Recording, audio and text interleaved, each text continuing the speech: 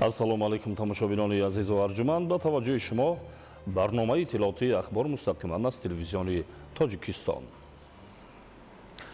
26 август президенти ҷумҳурии Тоҷикистон пешвои миллат муҳтарам Эмомалӣ Раҳмон бо мақсади шиносоӣ бо вазъи зиндагии мардум ва ифтитиҳои иншооти таъиноти гуногун ба шаҳру ноҳияҳои водии Рашт сафари корӣ анҷом доданд. сафари кории роҳбари давлат аз ноҳияи Тоҷикобод бо мавриди истифода қарор додани манзилҳои нави истиқоматии шаҳрвандоне ки дар натиҷаи заминларза зарар дида буданд оғоз ёфт. дар доираи сафари кории пешвои миллат муҳтарам Эмомалӣ Раҳмон дар ноҳияи Тоҷикобод ҳамчунин иншооти таъиноти гуногун мавриди истифода қарор гирифт. гузориши ҳамкорони мо. 26 август президенти ҷумҳурии Тоҷикистон пешвои миллат муҳтарам Эмомалӣ Раҳмон бо мақсади шиносоӣ бо вазъи зиндагии мардум ва ифтитоҳи иншооти таъиноти гуногун ба шаҳру ноҳияҳои водии Рашт сафари корӣ анҷом доданд. сафари кории роҳбари давлат аз ноҳияи Тоҷикобод оғоз ёфт. дар деҳаи навбунёди ҷамоати деҳоти Лангари Шоҳ аз ҷониби президенти кишвар муҳтарам Эмомалӣ Раҳмон манзилҳои нави истиқоматии шаҳрвандоне ки дар натиҷаи заминларза зарар дида буданд мавриди истифода қарор дода шуд. иттилоъ дода шуд ки дар ин ҷо бо кӯмаку дастгириҳои пешвои ғамхори миллат муҳтарам Эмомалӣ Раҳмон ба оилаҳои зарардида қитъаи замини назди ҳавлигӣ ҷудо гардида 14 манзили истиқоматии 4 ҳуҷрадор барои оилаҳои манзилашон пурра вайрон шуда ва 22 хонаи 2 ҳуҷрадор барои оилаҳои қисман зарардида дар маҷмӯъ 36 хонаи истиқоматии муҷаҳҳаз бо ашёи рӯзгор ва лавозимоти зарурӣ сохта шудааст. من خدایدادов نظری ساکن جماعت دهات لنگر شاهی ناحیه تاجیک‌آباد در همین لحظه های وزنین دستی پرقوتی جناب عالی به یاری این مردم دراز گردید. در نتیجه یاری این شخصی بزرگ پرزیدنت محترممون امامعلی رحمان در مدت نه آنقدر زیاد یک شهرکی زیبای آباد گردید که این خیر شهر را مردمی ناحیه ما یاد نداشتند. хонаҳои истиқоматӣ бо тарҳи нав ва истифодаи маҳсулоти босифати сохтмонӣ бунёд шуда дорои ҳуҷраҳои хоб, меҳмонхона, ошхона, ҳаммом ва дигар шароити зарурӣ мебошанд. ёдовар мешавем ки дар натиҷаи заминҷунбии рӯзи 13 апрели соли 2025 дар 13 деҳаи ноҳияи Тоҷикобод 471 иншоот зарар дида буданд. аз ҷумла 33 хонаи истиқоматӣ пурра ва 164 манзили истиқоматӣ қисман, 3 муассисаи таълимӣ, 2 бунгоҳи тиббӣ, беморхонаи минтақавӣ ва дигар иншооти ёрирасон осеб дида буд. ҳаҷми умумии хисорот наздики 8 миллион сомониро ташкил дод. аз лаҳзаҳои аввали ба қайд гирифтани офати табиӣ дар ноҳияҳои Тоҷикободу Рашт бо супориши сарвари давлат муҳтарам Эмомалӣ Раҳмон барои муайян кардани ҳаҷми хисорот ва бартарафсозии оқибатҳои офати табиӣ аз ҳисоби вазорату идораҳои дахлдор комиссияи доимамалкунанда таъсис дода шуда дар навбати аввал барои дастрас намудани маҳсулоти сохтмонӣ ва маводи ғизоӣ ба маблағи зиёда аз 50 миллион сомонӣ кӯмакҳои пешвои миллат муҳтарам Эмомалӣ Раҳмон ба сокинони зарардидаи ноҳияи Тоҷикобод расонида шуд. мехоҳам ки миннатдории худро аз номи тамоми сокинони ҷамоати Лангари Шоҳ, хусусан аз номи зарардидагони офати табиӣ ки рӯзи 13 апрел ба вуқӯъ пайваст расонам. дар як муддати кӯтоҳ сокинони зарардида бо хонаҳои нави замонавӣ ва таҷҳизотҳои замонавӣ пурра таъмин гардидаанд ки ин боиси ифтихори мо сокинони ноҳияи Тоҷикобод гардидааст. мо фахр мекунем ки чунин роҳбари ғамхору меҳрубон дорем. бо дастгирии ҳукумати кишвар ва саҳми вазорату идораҳои дахлдор дар муҳлати 4 моҳ дар деҳоти қалъаи Лаби Об ва Лангари Шоҳ барои 197 оила манзили истиқоматӣ сохта ба истифода дода шуд. ҳоло деҳаи навбунёд бо инфрасохтори зарурӣ аз ҷумла оби нӯшокӣ, роҳ, барқ, бунгоҳи тиббӣ, майдончаи варзишӣ ва дигар иншооти зарурӣ таъмин мебошад. барои дастрасии аҳолӣ бо оби ошомиданӣ аз масофаи 11 километр хати оби нӯшокӣ оварда шуда 2500 метр роҳи дохили деҳа пурра, мунфарш ва кӯчаҳои он чароғон шудаанд. кӯҳистон як ҷои сангвор буд. با یک شهرک بدل کرد. همه این زحمت ها، همه این دلسوزهای محترم جناب عالی هست که با این خانه هایی که زمانوی به همه تجهیزات های روزگار ما را مهیا کردند. هزاران رحمت به چنین سرور دلسوز و غمخوار ملت ما. از سبب در موضع‌های آسیب‌پذیر جایگیر بودن قسم زیادی دهه‌های حدود ناحیه، سرور دولت به مسئولان دستور دادند که من بعد منزل‌های استقامتی و دیگر انشاءات اجتماعی با رعایت قاعده‌های معماری و ساختمانی و استفاده محصولات باصفت بنیاد شوند که به آفت‌های طبیعی تاب‌آور باشند.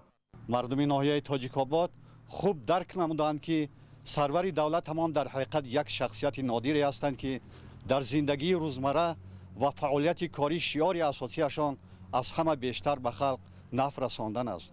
در همین جا پرزیدنت کشور با لایحه‌های انشاءات نو که آینده نزدیک در همین موضع ساخته می‌شوند شناس شدند. موافق نقشه با دستور و سپارش‌های رهبر دولت در دهه نوبنیاد لنگر شاه مؤسسه تحصیلات عمومی برای 400 خواننده در دو بست، مؤسسه تحصیلات تا مکتبی برای 100 کودک و دیگر انشاءات خدمت‌رسانی بنیاد می‌گردد.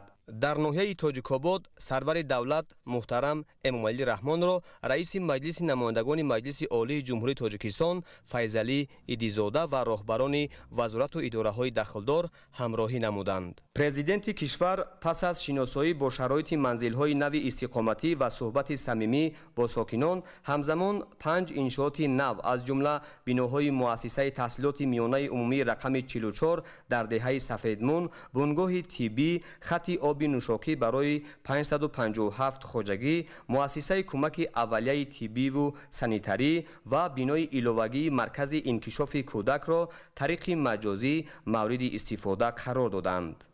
در دوره سفر کاری پرزیدنت جمهوری تاجیکستان پیشوای ملت محترم امامعلی رحمان به ناحیه تاجیک‌آباد به طور مجازی بنای شبکه مؤسسه‌های کمک اولیه طبی و سانیتری که در مرکز ناحیه قامت افروخته است در عرفه جشن 34مین سالگرد استقلال دولتی مورد بهره برداری قرار گرفت.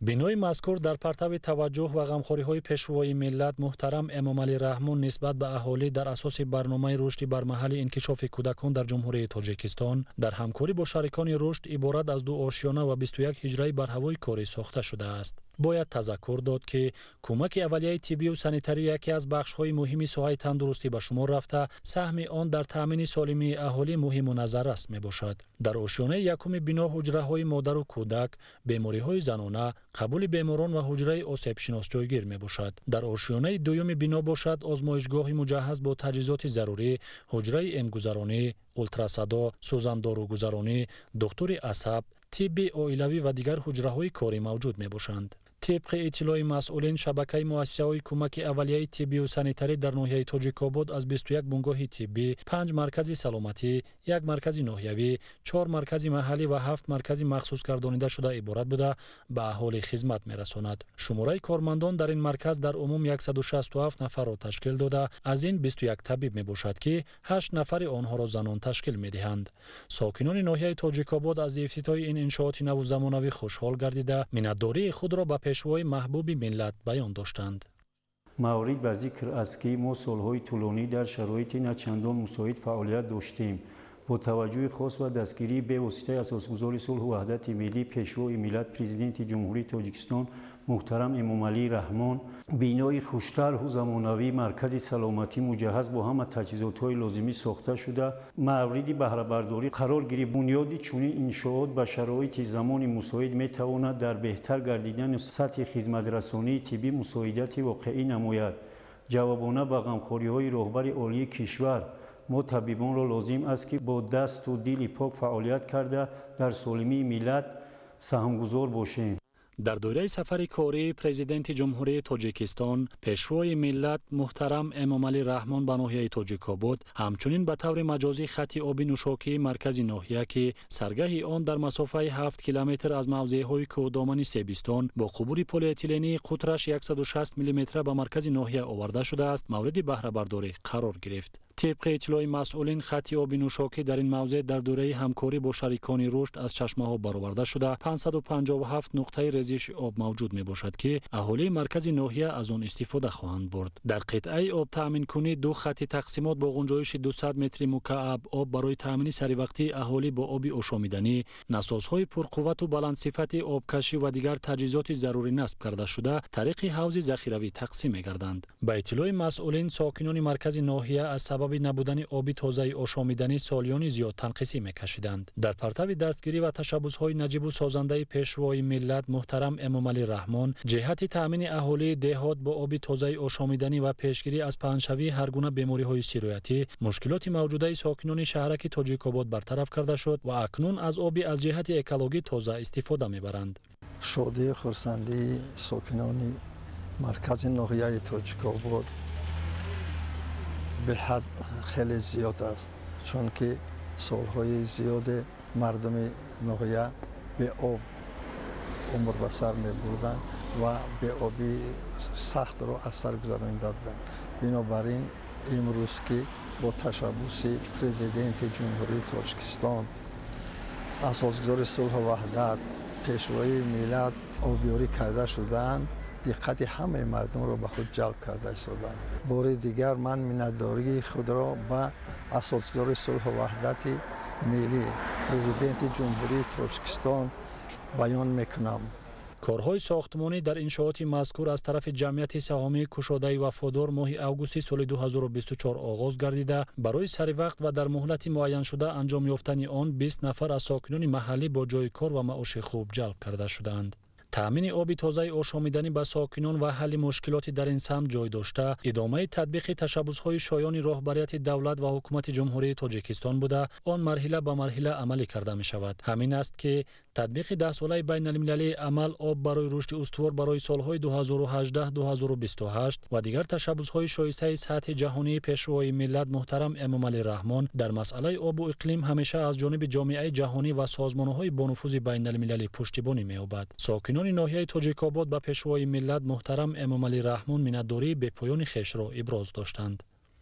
در دایره سفر کاری پرزیدنت جمهوری تاجیکستان، پیشوای ملت محترم امامعلی رحمان به ناحیه تاجیک‌آباد در دهه سفیدمون جماعت دهات قلعه لب آب به طور مجازی مؤسسه تحصیلات میانه عمومی رقم 44 به استفاده داده شد. انشاءات نوبنیاد در دایره توجه و غمخوری‌های سرور دولت به ساحه معارف و تعلیم و تربیت نسل نورز از طرف تشکیلات جمعیتی خیریوی تاجیکستان در همکاری با شریکان رشد ساخته شده است. بنای تعلیمی در محله زیبامنظر نزدیک به ساحل دریای سرخاب در شفت محله نوبنیاد در دوام 2 سال ساخته شده است. بنای مؤسسه از 2 آشیانه عبارت است. مؤسسه دارای 11 صنفخانه برهوا، حجره کاری، کتابخانه و آشخانه عبارت بوده، در آن 600 خواننده در 2 بست به تحصیل فرا گرفته می‌شوند.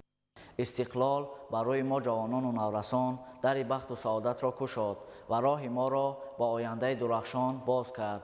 ما جوانان خوشبخت و سعادتمند دوران صاحب استقلال کشور عزیزمان هستیم که با هدایت و راهنمایی پیشوای معارف پرور و فرهنگ دوست ملتمان به سوی آینده درخشان قدم میزنیم.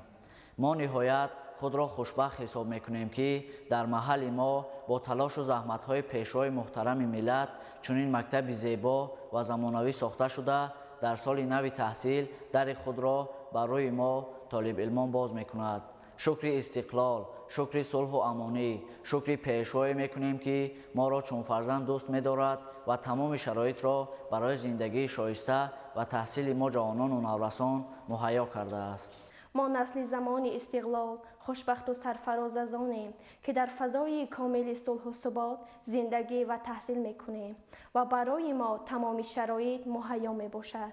با تلاش و زحمت‌های اساسگزار صلح و وحدت ملی پیشوای معظم ملت محترم امامعلی رحمان برای ما دختران و پسران کوهستان تمام شرایط برای تحصیل فراهم آورده شده است. امروز در محل زندگی ما یک مکتب زمانوی با تمام شرایط ساخته شده است که در سال نو تحصیل در خود را برای خوانندگان باز می کند. این مکتب دارای صنفخانه‌های برهوا و زیبا بوده با تمام واسطه‌های تعلیم تأمین کرده شده است.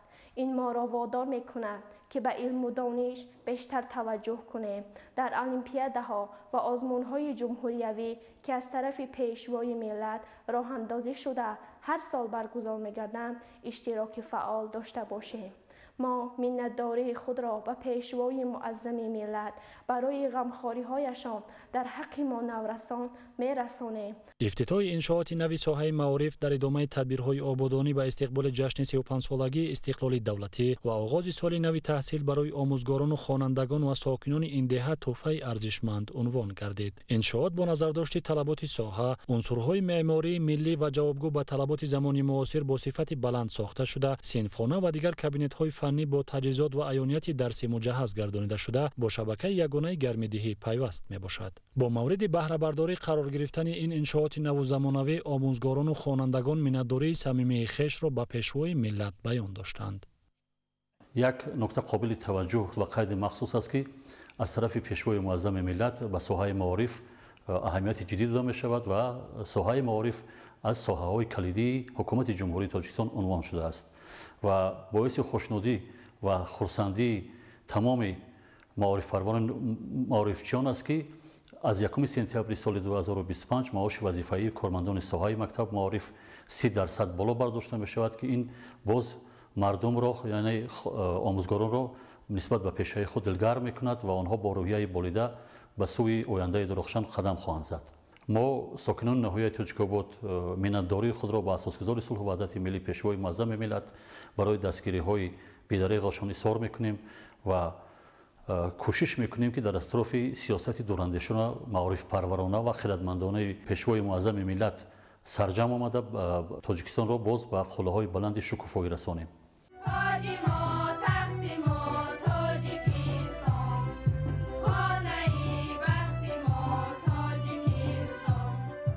انشاءات دیگری که در دهه سفیدبون افتتاح گردید بنگاه طبی می باشد که برای ساکنان این محله خدمت می رساند. بنا از یک آشیانه عبارت بوده دارای حجره های دکتر عائلوی، اولتراسادا، حجره جراح ختنه و قبول عبارت می باشد. یادآور می شویم که در دوران صاحب استقلالی در کشور بنیاد و نوسازی انفراساختار ساحه تندرستی تامین گردیده در این زمینه اقتدار کادری و ملکه کسبی طبیبان بلند برداشته شد. با مورد بهره برداری قرار گرفتن این انشاءات 5 نفر صاحب جای کار و معاش خوب گردید. طور اطلاع داده شد در این محله نوبنیاد 60 عائله زندگی می‌کنند که آنها با انفراساختار ضروری تامین گردیدند. ساکنان افتتاح این بنگاه طبی را همچون تحفه ارزنده در عرفه جشن 34مین سالگرد استقلال دولتی از طرف پیشوای ملت محترم امامعلی رحمان قبول نموده منتداری خویش را اظهار داشتند. ما کارمندان ساحه تندرستی از جمله زنان منتداری خویش را به پیشوای معظم ملت پرزیدنت جمهوری تاجیکستان جناب عالی محترم امامعلی رحمان میرسانیم.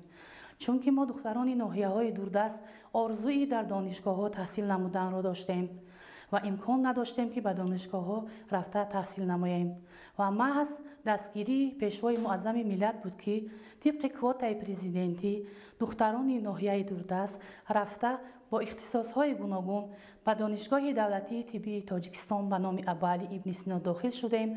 دانشگاه را ختم نمودیم و حاضر در شبکه مؤسسه کمک اولیه طبی سانیتری ناحیه تاجیک‌آباد کار و فعالیت نموده ایستاده‌ایم و امروز شاهد آن گشتیم که غمخواری‌های بی‌واسطه جناب عالی بود که امروز ما با تجهیزات‌های حاضر زمان با بنگاه‌های طبی مؤسسه کمک اولیه طبی سانیتری ناحیه تاجیک‌آباد که با تجهیزات‌های حاضر زمان مجهز گردانیده شده‌اند کار و فعالیت نموده ایستاده‌ایم.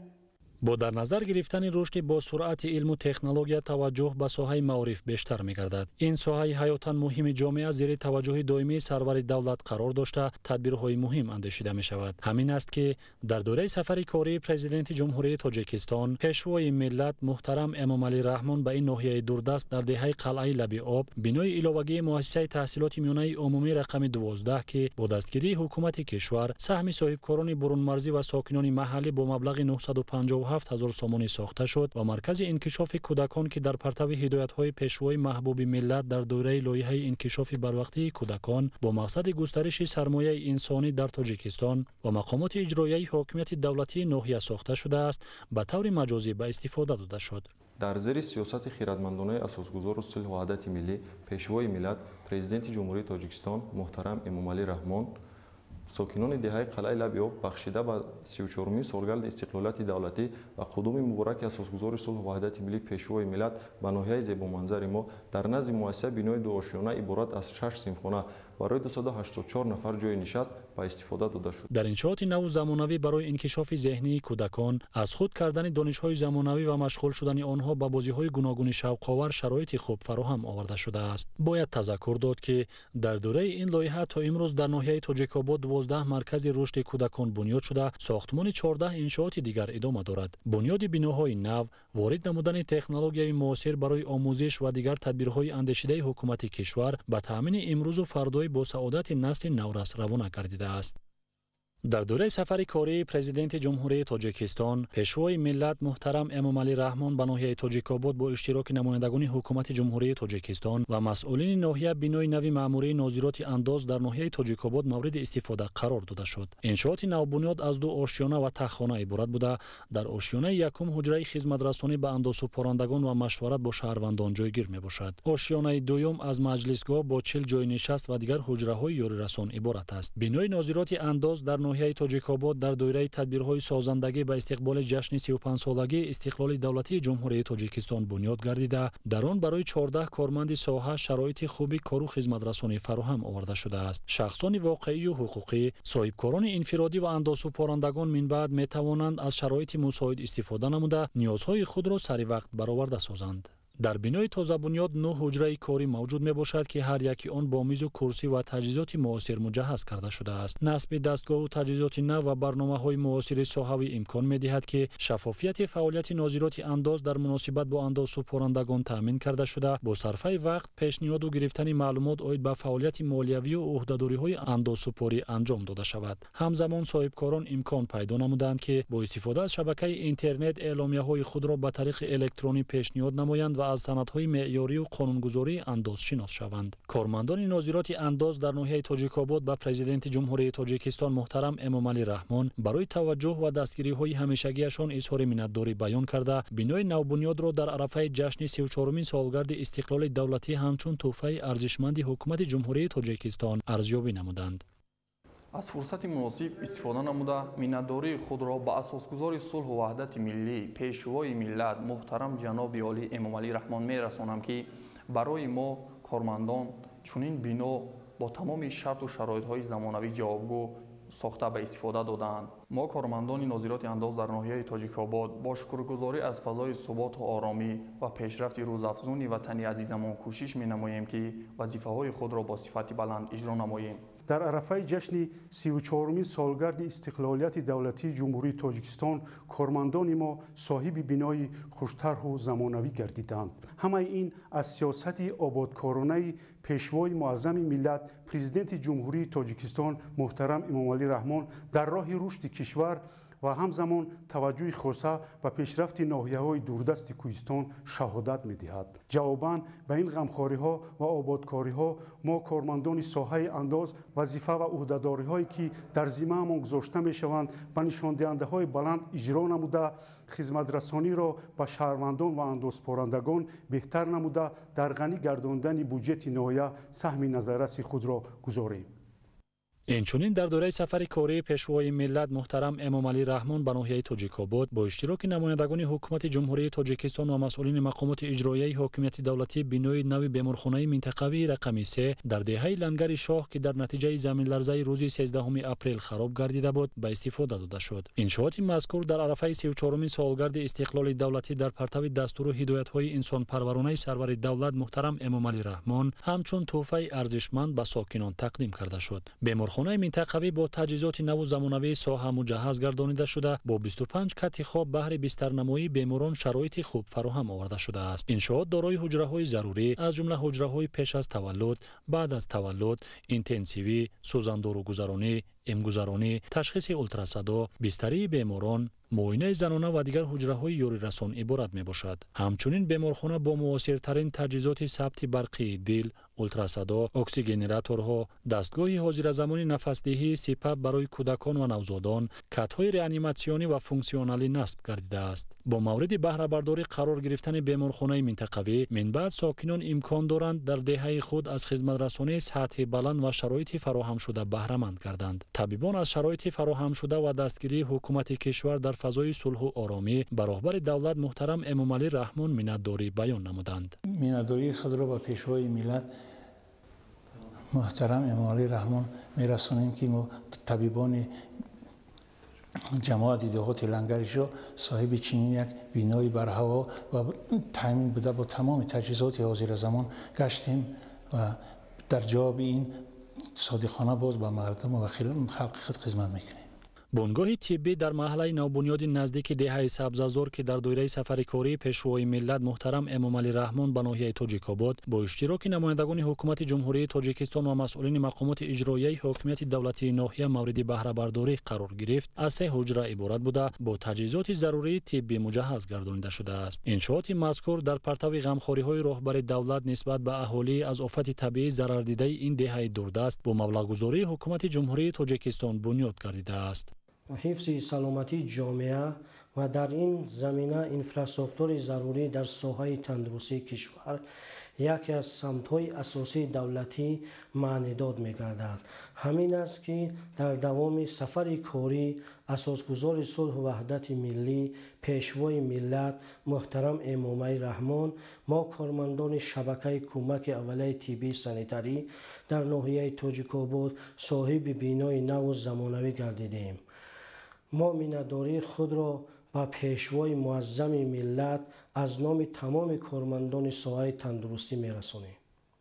در دوران صاحب استقلالی با در نظر گرفتن افضلیت سالمی جامعه از جانب حکومت کشور توسط بنیاد و نوسازی تالار و میدانچه‌های ورزشی جهت ترغیب طرز حیات سالم شرایط ضروری فراهم آورده شده است. تالار بر هوای ورزشی که در دوره سفر کاری پیشوای ملت محترم امام علی رحمان به ناحیه تاجیک‌آباد در نزد دهه نوبنیاد جماعت دهات لنگرشاه با اشتراک نمایندگان حکومت جمهوری تاجیکستان و مسئولین مقامات اجرایی حاکمیت دولتی ناحیه تاجیک‌آباد به استفاده داده شد، ادامه سیاست ورزش پرورانه سرور دولت عنوان می‌گردد که من بعد نورسان و جوانان دهه نوبنیاد و اطراف آن می‌توانند در اینجا با مشق و تمرین مشغول شده ملکه ورزشی خود را بلند بردارند. مساحت عمومی میدانچه ورزشی 750 متر مربع را در بر گرفته کارهای ساختمانی با مبلغ‌گذاری حکومت جمهوری تاجیکستان انجام داده شده است. امروز باعث خوشنودی و افتخار است که در دایره سفر کاری پیشوای معظم ملت محترم جناب عالی امام علی رحمان به ناحیه تاجیک‌آباد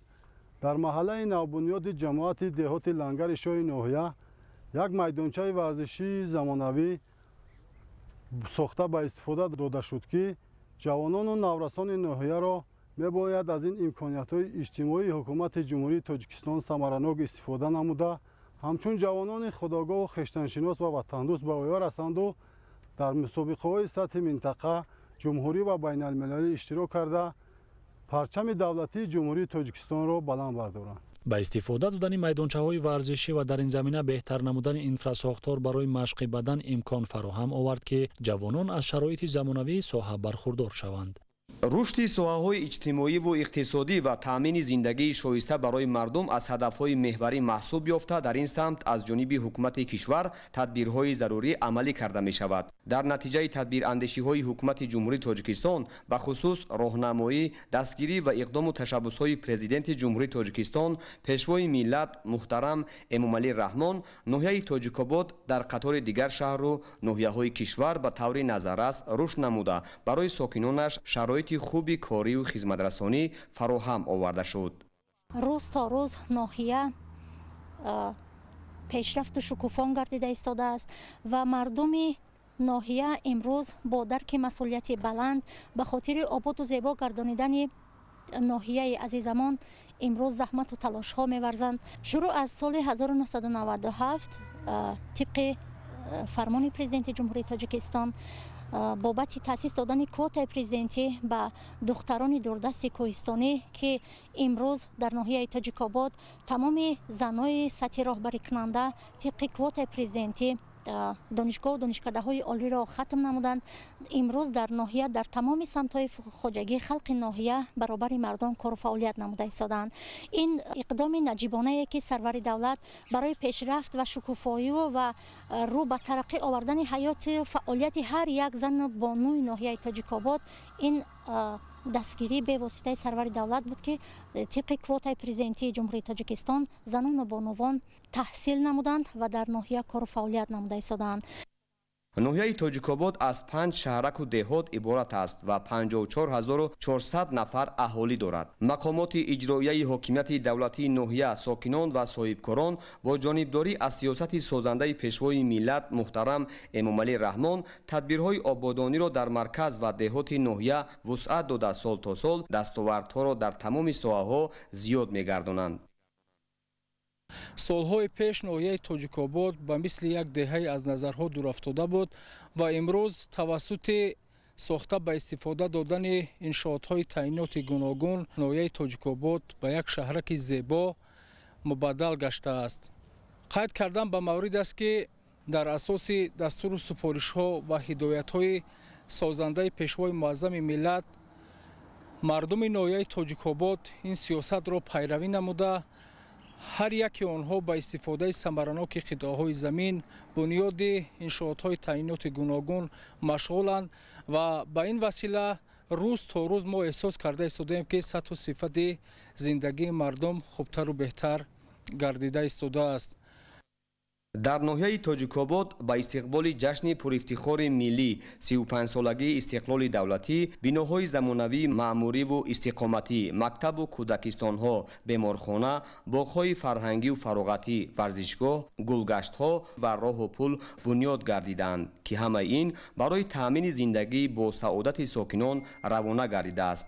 бахшида ба 35-солагии истиқлолияти давлатӣ дар ноҳияи тоҷикобод бунёду навсозӣ ва таъмиру барқарорсозии 101 иншоот ба нақша гирифта шуда, аз ин то ин вақт 66 иншооти таъиноти гуногун мавриди истифода қарор дода шуда, дар 31 иншоот корҳои сохтмонӣ идома дорад. баъд аз сохта ба истифода додани иншоотҳои ба нақша гирифта шуда ҷойҳои нави корӣ муҳайё мегардад ва ба ин васила сокинони маҳаллӣ бо ҷойи кор таъмин мегарданд ва тавассути роҳандозии сиёсати созандаи пешвои муаззами миллат мо метавонем дар беҳтар гардидани сатҳу сифати зиндагии мардум ба ин восита мусоидат намоем. мо сокинони ноҳияи тоҷикобод хуб дарк менамоем ки талошҳои пайваста ва заҳматҳои шабонарӯзии пешвои миллат маҳз ба хотири зиндагии шоистаи ҳар як сокини мамлакат мебошад. аз ин рӯ мо бояд ба қадри ин ҳама хизматҳои бузурги пешвои ватанпарвару дурнигар ки тамоми ҳастии худро дар роҳи ҳифзи исролу озодӣ, сулҳу оромӣ, сарҷамъии миллат, ваҳдати миллӣ ва пешрафту ободии тоҷикистони азиз бахшидааст, бирасему аз ҳарвақта дида дар атрофи ин абармарди нотакрор зичу муттаҳид бошем. давоми солҳои охир дар ноҳия бо мақсади рушди соҳаи маориф, беҳсозии сифати таълиму тарбия ва ҷалби хонандагон ба озмунҳои сатҳи ҷумҳуриявиву байналмилалӣ, мактабу кӯдакистонҳои замонавӣ бунёд гардиданд ки ин раванд натиҷаҳоро сол то сол афзун гардонида истодааст. дар ноҳия 32 муассисаи таълимӣ аз ҷумла 27 муассисаи таҳсилоти миёнаи умумӣ, 8 муассисаи таҳсилоти умумии асосӣ ва 4 муассисаи таҳсилоти ибтидоӣ фаъолият доранд ки дар онҳо 12157 хонанда ба таҳсил фаро гирифта шудаанд. дар ноҳияи тоҷикобод сатҳу сифати дониши хонандагон мунтазам рушд карда истодааст. хушбахтона 3 соли охир иштироки хонандагон дар озмуни олимпиадаҳои сатҳи ноҳиявӣ, минтақавӣ ва ҷумҳуриявӣ назаррас аст. хушбахтона имсол бо дастгирии мардуми ноҳияи тоҷикобод бахусус ҷамоати қалъаи лабиёб дар назди муассисаи таълимии рақами 12 бинои дуошёна сохта шуд. бо дастгирии мардуми деҳа, ҷавонони деҳа дастгирӣ карда шуд ва дар арафаи соли нави хониш пешкаши хонандагон мегардад ки ин тӯҳфаи арзишмандест ки ба ифтихори сазовор ҷашн гирифтани 35-солагии истиқлолияти давлатии ҷумҳурии тоҷикистон. дар ноҳияи тоҷикобод дар қатори дигар бахшҳо ба соҳаи маориф афзалияти бештар дода шуда. дар ин самт муассисаҳои нави таълимӣ дорои имкониятҳои васеъи илмомӯзӣ, бунёд ва сатҳу сифати таълиму тарбия баланд бардошта мешавад. баҳри иҷрои дастуру супоришҳои роҳбари давлат дар ноҳия теъдоди муассисаҳои таҳсилоти томактабӣ ва дар назди мактабҳо марказҳои нави инкишофи кӯдак сохта ба истифода дода шуда. дар ин самт боз сохтмони 8 иншоот идома дорад. иқдомҳои наҷибонаи сарвари давлат ба хотири он аст ки имрӯз мо наврасона анамин бисёртар дар роҳияи ватандории хештаншиносӣ тарбия дошта бошем ва инам бошад ба воситаи анаҳамин марказҳои инкишофи барвақтии кӯдакон, ба воситаи анамин муассисаҳои томактабӣ имрӯз мо метавонем ки фарзандонро дар ҳамун حالت خوب ما امروز تربیت داشته باشیم. سرور دولت دائما تاکید می‌سازند که بسیارتر کوشش نماییم که فرزندان را از آوان خوردی امروز تربیت درست نماییم که در آینده توانسته باشیم که برای ترقی و پیشرفت گل شکوفایی دولت عزیزمان انمون کادرها را امروز باید ما آماده سازیم. солимии ҷомеа ва дар ин замина рушди соҳаи тандурустӣ дар маркази таваҷҷӯҳ қарор дошта дар ин самт бо дастгирии мақомоти иҷроияи ҳокимияти давлатии ноҳияи тоҷикобод баҳри таъмини шароити мусоиди хизматрасонӣ тадбирҳои заруриву саривақтӣ амалӣ карда мешавад. мавриди истифода қарор гирифтани муассисаи кӯмаки аввалияи тиббию санитарӣ, бунгоҳи тиббии замонавӣ ва таъмини дастгоҳу таҷҳизоти лозима дар он мисоли равшану дастгириҳои навбатии ҳукумати кишвар дар ин самт мебошад. дар доираи сафари кории асосгузори сулҳу ваҳдати миллӣ пешвои миллат президенти ҷумҳурии тоҷикистон муҳтарам эмомалӣ раҳмон дар ноҳияи тоҷикобод дар соҳаи тандурустӣ 5 иншоот муҷаҳҳаз бо тамоми тоҷҳизот сохта ба истифода дода шуд ки ин дар раванди баланд бардоштани сатҳу сифати хизматрасонии тиббӣ ба аҳолӣ мусоидат мекунад ки ҳам яке аз самтҳои асосии сиёсати ҳукумати ҷумҳурии тоҷикистон ба ҳисоб меравад ва боиси хушнудӣ аст ки имрӯз дар деҳаҳои дурдасттарини ноҳияи тоҷикобод дар баландкӯҳҳо муассисаҳои тандурустӣ муҷаҳҳаз ба тамоми таҷҳизотҳо сохта ба истифода дода мешаванд ва давра ба давра қайд кардан зарур аст ки дар қатори дигар шаҳру ноҳияҳои ҷумҳурии тоҷикистон дар ноҳияи тоҷикободам дар ҳама самтҳо соҳаи тандурустии ноҳия бо суръати баланд рушд намуда истодааст. ҳам сохтмони иншоотҳо, ҳам муҷаҳҳазгардонӣ бо таҷҳизотҳои тиббӣ, ҳам таъминотнокӣ бо кадрҳои баландихтисос бо як суръати баланд рушд намуда истодааст. бо анҷоми тадбирҳои ободонӣ ва бунёди иншооти наву замонавӣ симои рӯзона ва шабонаи ноҳияи тоҷикобод ба куллӣ тағйир ёфта, сокинон бо шукргузорӣ аз фазои орому осудаи ватан саҳми худро дар корҳои ободонӣ ва беҳсозии сифати хизматрасонӣ мегузоранд. 26 август президенти ҷумҳурии тоҷикистон пешвои миллат муҳтарам эмомалӣ раҳмон дар идомаи сафари корӣ ба водии рашт аз ноҳияи тоҷикобод ба ноҳияи рашт ташриф оварданд. сафари кории пешвои миллат муҳтарам эмомалӣ раҳмон дар ноҳияи рашт аз тақдими манзилҳои истиқоматӣ ба сокинони аз заминларза зарардида дар маҳаллаи навбунёди ҷамоати деҳоти ҳиҷборак оғоз ёфт. ҳамкорони мо гузориш медиҳанд. 26 август президенти ҷумҳурии тоҷикистон пешвои миллат муҳтарам эмомалӣ раҳмон дар идомаи сафари корӣ ба водии рашт аз ноҳияи тоҷикобод ба ноҳияи рашт ташриф оварданд. дар фурудгоҳи муваққатӣ сарвари давлат муҳтарам эмомалӣ раҳмонро масъулин, сокинон ва намояндагони касбу кори гуногуни ноҳия гарму самимӣ истиқбол намуданд. сафари кории пешвои миллат муҳтарам эмомалӣ раҳмон дар ноҳияи рашт аз тақдими манзилҳои истиқоматӣ ба сокинони аз заминларза зарардида дар маҳаллаи навбунёди ҷамоати деҳоти ҳиҷборак оғоз ёфт. хонаҳо маъқул шуд? хонаҳо маъқул намешад, 100 баробари хонаҳои худмон. ӯ заминотон айхитон, боғу роҳтон айхитон. зимни суҳбат иброз гардид ки сокини маҳаллаи навбунёд раҳмон қулонов фаъолияти 40-солаи омӯзгорӣ дошта 4 фарзанди худро низ соҳиби касби омӯзгорӣ кардааст ва онҳо имрӯз дар минтақаҳои гуногуни кишвар ба таълиму тарбияи насли наврас машғуланд. сарвари давлат муҳтарам эмомалӣ раҳмон ба ин масъала таваҷҷӯҳ зоҳир карда барои фаъолияти бисёрсолаи омӯзгорӣ ва дар ин ҷода тарбияву ба воя расонидани фарзандон ба раҳмон қулонов изҳори сипос намуданд. агар дар ҷаҳон набуд омӯзгор, шавад тира аз бехират рӯзгор. чунон ки маълум шуд, ин байти шеърӣ мисли шоир дар дилу майнаи аҳли ин хонавода маскан гирифтааст. ман зиёда аз 40 сол аст ки касби омӯзгориро давом дода истодам ва хай ба ҳаматон маълуме омӯзгорӣ на он қадар касби сабукай, барое ки нигаҳ намегӣ маошам буландай, маошам пастай. кӯдака ай 7-солагӣ тарбия кардан, ҳам тарбияи маънавӣ, ҳам маълумот метӣ. вақте ки мо кор мекунем, фарзандонмо қафои мо шинанд, 4-5 нафар фарзанд дорем, 4таш омӯзгор ҳастанд, донишгоҳ тамом кардан. 4 сол шуд баъд нафақа کار کرده ایستادم حاضر. طور اطلاع داده شد زمینلرزه سنه 13 اپریل سال 2025 به ساکنان دهات اسکلان و هجبارک ضرر زیادی مادی رسانید. این آفت طبیعی باعث پر از بین رفتن 34 منزل استقامتی، قسما ضرر دیدن 116 خانه و 59 بنا و انشاءات یاری رسان گردید.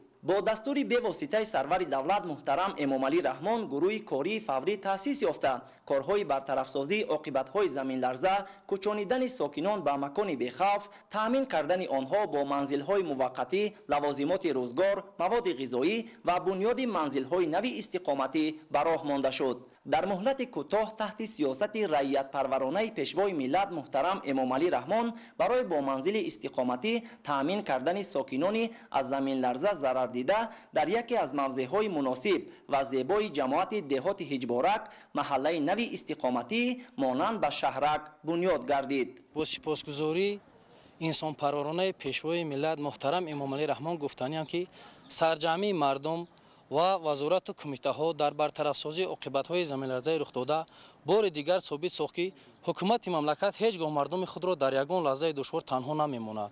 از روز اول زمین‌لرزه گروه کاری حکومت مملکت با دستور پیشوای ملت و دیوات ما اومده ما را با مسائل نیاز اول تامین نموده و دلبرداری کردند.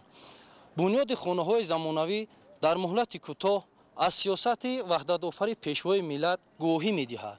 احسان به خیرت ازل پیشوای محبوب ما خونده میناداری خود و اهل و عالم را به حکومت مملکت میرسونم. در نزد خانه هامون باغچه بچگانه نو زمانوی ساخته شدند و بینای طبی ساخته شدند با تمام شرایطها با همه رنگ و بوری زیبای خود با همه شرایطش ما خیلی میناداریم. محله نوبنیاد در مساحت 4.5 گکتار بنیاد گردیده از 4 کوچه و 38 منزل استقامتی عبارت می باشد.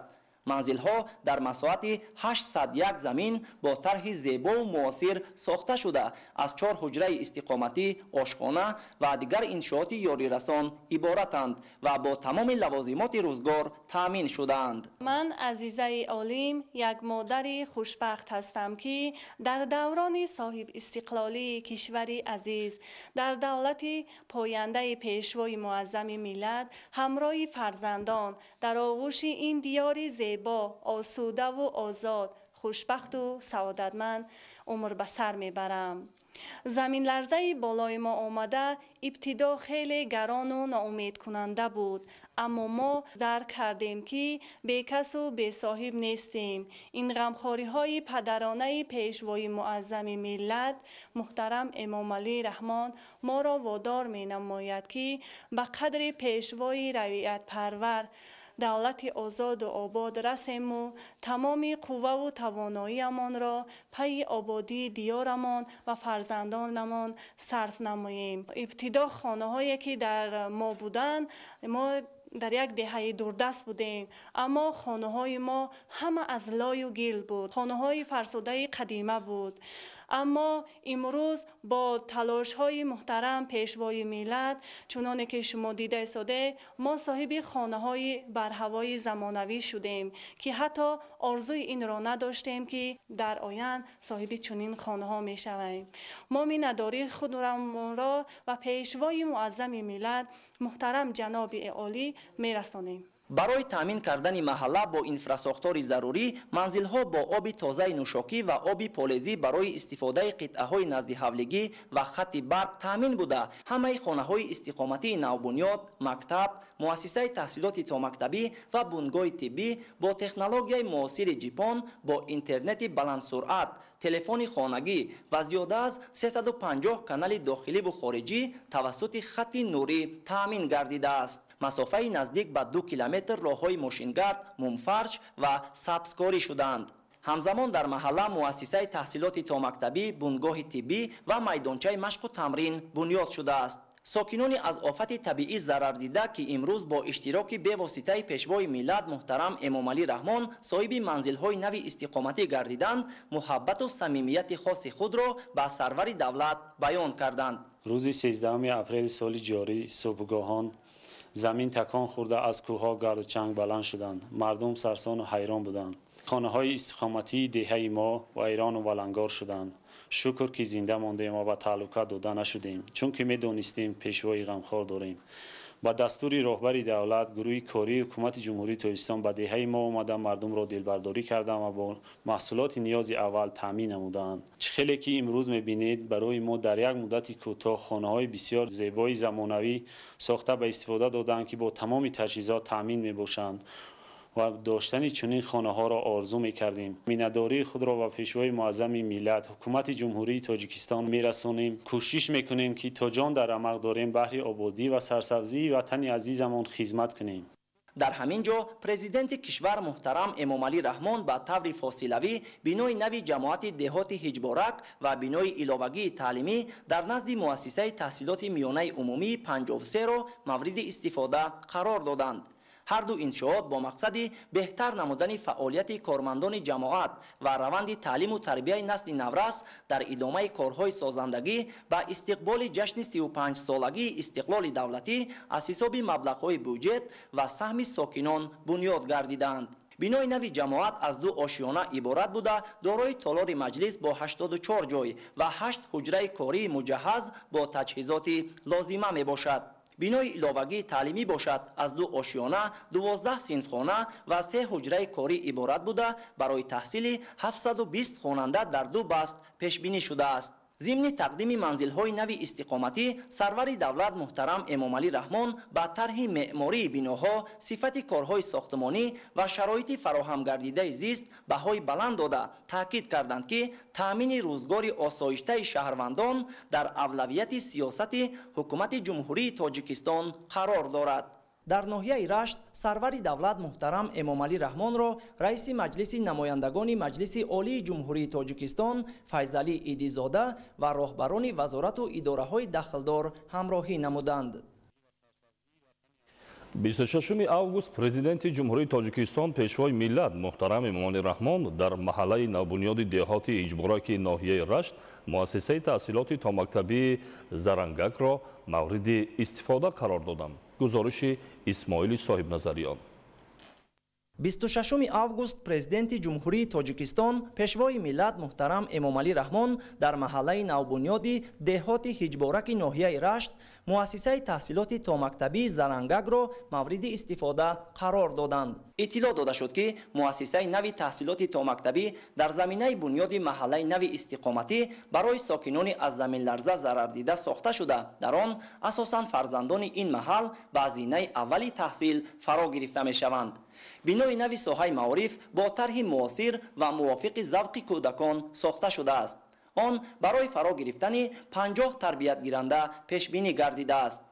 ман омӯзгор таҳмина хонова сокини деҳаи ярхаби ҷамоати деҳоти ҳиҷборак ҳастам. аз соатҳои аввали сар задани офати табиӣ дарк кардам ки бекасу бесоҳиб нестем. аз рӯзи аввали фоҷиа бо маводи аввалия тамоми зарардидагон таъмин гардиданд. байни 2-3 рӯз тамоми маводи сохтмонӣ ба ҷойҳои таъингардида оварда шуд. инак хонаҳои нави ҷавобгӯ ба талаботи замони муосир қад афрохтанд. фоҷиа хоби мудҳишро монд, зеро мардум ҳамагӣ чанд соат дар ҳолати ногувор қарор доштанд. ман дар тафаккур ҳеҷ гумон надоштам ки дар як муҳлати кӯтоҳ ин кори бузург анҷом дода мешавад. кӣ гумон мекард ки дар як маҳаллаи дурдасти кӯҳистон барои зарардидагон дар баробари хонаҳои зебо боғчаи бачагону бунгоҳи тиббӣ сохта мешавад. ҳамаи инро мебинаму ангушти ҳайрат мегазам. аз фурсат истифода бурда мехоҳам миннатдории худро ба пешвои муаззами миллат ба ҳайси омӯзгор арзи сипос намоям. ضمن شناسایی با شرایط فراهم گردیده سرور دولت محترم امامعلی رحمان تاکید کردند که تحصیلات تامکتبی یکی از مرحله‌های مهمترین رشد انسان به حساب رفته، نه تنها برای آماده سازی کودک به مکتب بلکه برای تشکل ملکه‌های اجتماعی و فکری و آموختن آداب معاشرت نهایت مهم است. در این دوره کودک قابلیت بلند آموزش داشته، محیط تربیوی میتواند بر رشد او تأثیر عمیق رساند. از این رو تحصیلات با صفت تامکتبی یکی از سمت‌های اساسی سیاست اجتماعی و معرفتی دولت می باشد. بینای مؤسسه تحصیلات تامکتبی زرنگک دارای 2 حجره مشغولیت‌های عملی، خوابگاه، آشخانه و دیگر انشاءات یاری رسان بوده با لوازمات ضروری مجهز گردیده است. صحن مؤسسه نیز با میدانچه بازی‌های گوناگون ورزشی مجهز شده برای رشد جسمانی کودکان و گسترش روند مشغولیت‌ها مساعدت می‌کند. تأکید گردید که حکومت جمهوری تاجیکستان از روزهای اول استقلال به تحصیلات تا مکتبی اهمیت خاصه داده با سیاست استوار در تمام منطقه‌های کشور شرایط مساعد فراهم می‌آورد. دستور سپارش‌های پیشوای ملت محترم امامعلی رحمان نشان می‌دهد که از مرکز تا دهات دوردست کشور همه جای‌های اهالی نشین باید با باغچه کودکان تامین باشد تا هیچ کودک از این امکانیت بی‌نصیب نگردد. با در نظر داشتن این مسئله سرور دولت به مسئولان و کارمندان ساحه معارف دستور دادند که بنیاد چنین مؤسسه‌های تحصیلات تا مکتبی را در دیگر دهه‌های دوردست نیز ادامه داده برای تربیت نسل آینده‌ساز در شرایط مناسب و روحیه وطن‌دوستی و خویشتن‌شناسی تدبیرهای مشخص اندیشند. در فراورد سفر کاری به ناحیه رشت، سرور دولت محترم امامعلی رحمان با ساکنان محله نوبنیاد و فعالان ناحیه صحبت صمیمی انجام داده تاکید نمودند که حکومت کشور همیشه برای تعلیم ارزنده نسل نورس، تامین زندگی شایسته و شرایط مساعد کار و روزگار ساکنان تدبیرهای ضروری می‌اندیشد. ساکنان ناحیه نیز با اظهار سپاسمندی تاکید کردند که با مسئولیت و صداقت بلند سیاست خیرتمندانه پیشوای ملت را جانبداری نموده بهر آبادی وطن، رشد بخش‌های گوناگون و تربیت فرزندان در روحیه وطن‌دوستی و خویشتن‌شناسی سعی و تلاش می‌نمایند. السلام علیکم. سلام. خوش آمده به نوع رشت. سلامت باشید. نوری دیده تاج سر. سلامت باشید.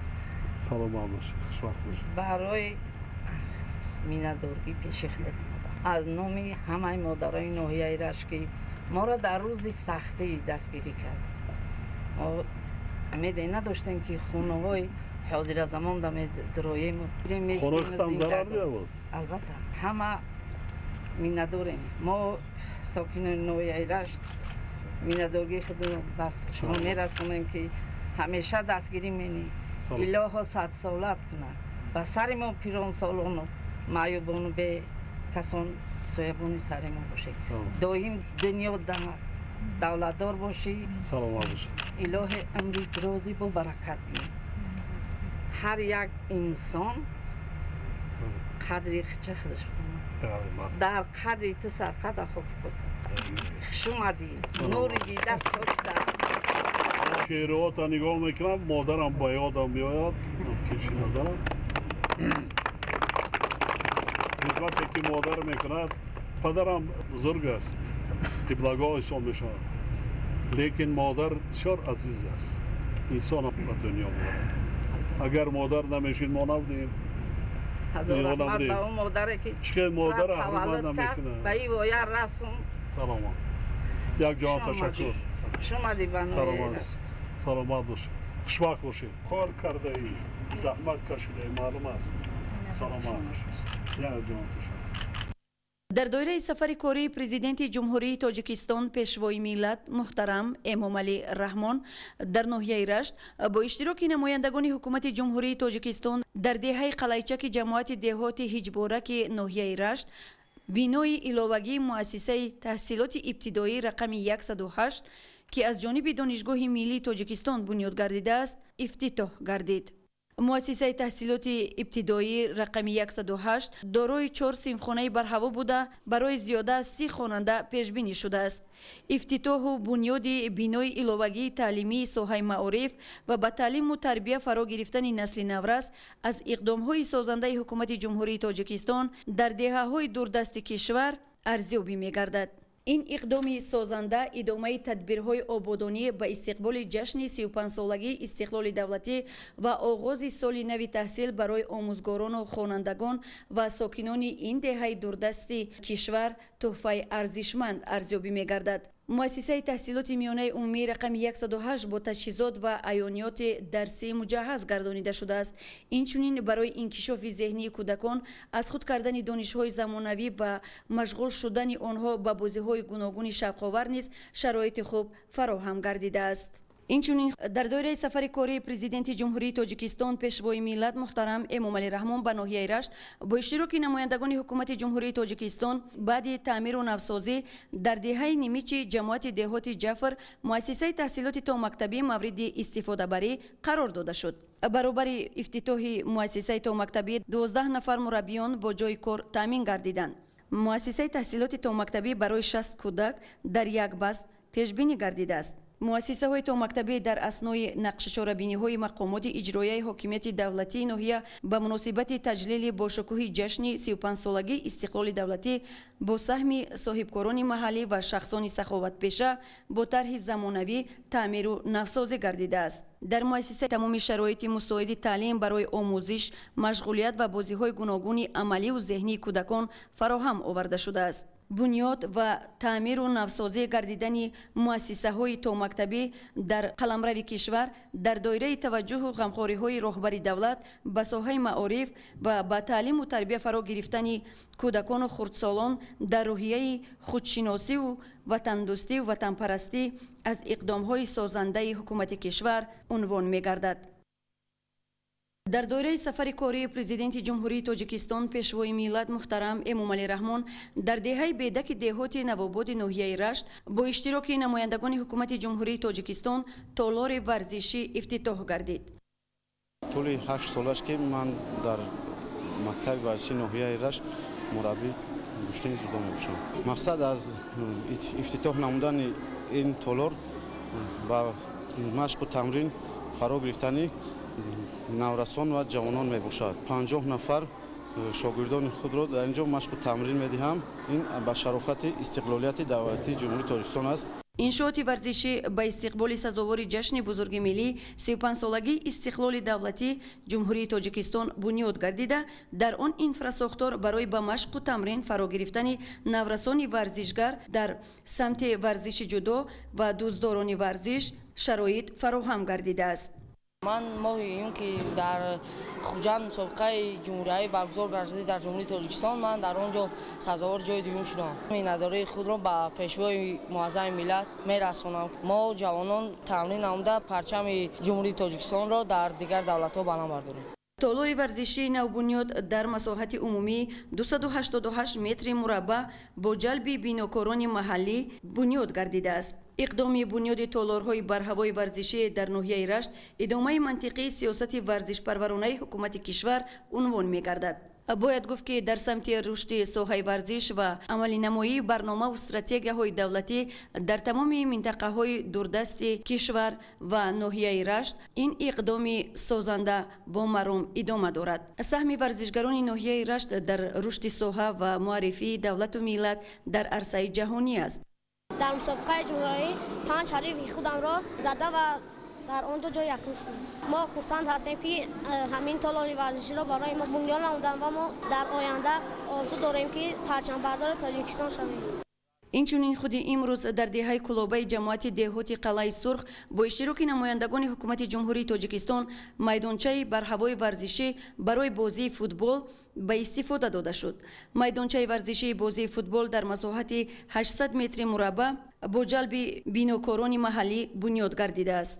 ҷавонону варзишгарон дар навбати худ аз шароитҳои фароҳам гардида дар даврони истиқлолияти давлатӣ шукргузор буда барои таъмини имконоти хуби машқу тамрин ва рушди варзиш ба василаи иштирок дар мусобиқаҳои сатҳи ҷаҳонӣ барои муаррифии давлат ва рушди ин соҳа дар кишвар ҳиссаи муносиби худро хоҳанд гузошт.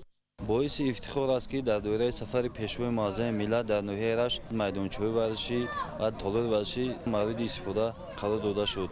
ин ҳам бошад барои оммавияти варзиш ва таъмин намудани варзишгарон ба мусобиқаҳои ҷумҳуриявӣ мусоидат хоҳад кард. миннатдории кулли ҷавонон ва варзишгарони ноҳияи раштро ба пешвои муаззами миллат мерасонем ки барои ҷавонон ва варзишгарон чунин шароити мусоид фароҳам оварда шудааст. барои тарзи ҳаёти солим ва таъмини оммавияти варзиш ва солимгардонии наврасону ҷавонон ин майдончаҳо ин толорҳои варзишӣ мусоидат хоҳад кард. ҳоло дар ноҳияи рашт 2 мактаби варзишӣ, 1 маҷмӯаи варзишӣ, 1 варзишгоҳи марказӣ, 3 майдони варзишӣ, 18 майдончаи муосири варзишӣ, 98 майдончаи оддии варзишӣ, 5 ҳавзи шиноварии мавсимӣ, 27 толори варзишӣ фаъолият дорад. که این در عمومی گردانیدن ورزش و سالمی ساکنان نقش مؤثر می‌گذارد. در ناحیه رشت تالارهای ورزشی نزد مؤسسه‌های تعلیمی فعالیت دارند که در آنها نورسان و جوانان به نمودهای گوناگون ورزش جلب گردیدند. همه ساله ورزشگران ناحیه رشت در مسابقات سطح جمهوری بین المللی اشتراک نموده با دستاوردهای نظررس به وطن برمیگردند که این باعث افتخار و سرفرازی است.